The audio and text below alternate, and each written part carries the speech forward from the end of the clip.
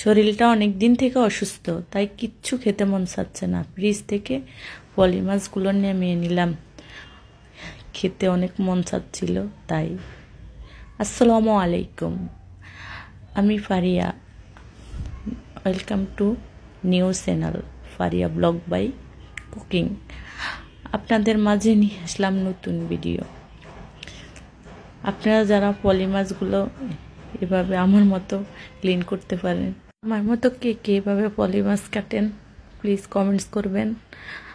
পলি মাছ আমার খেতে অনেক ভালো লাগে, আর কার কার ভালো লাগে অবশ্যই জানাবেন। শরীরটা অনেক দিন থেকে অনেক অসুস্থ, ভিডিও করতে পারছি না, আপনাদের মাঝে আসতে পারছি না, অনেক অসুস্থ। সবাই আমার জন্য দোয়া করবেন। পলি মাছগুলো কাটা শেষ, একটু লবণ দিলাম, একটু মরিচের গুঁড়া, একটু হলুদ। আমার মতো মাছে কে কে একটু মরিচের গুঁড়া দিয়ে ভাজেন? আমার মাছের মরিচের গুঁড়া দিয়ে ভাজলে অনেক টেস্ট মনে হয়। আমি একটু মরিচের গুঁড়া ব্যবহার করি। আমার মতো কে কে এরকম ভাবেন? চুলায় পাইপেন দিয়ে দিলাম আর মাছগুলো দিয়ে দিলাম।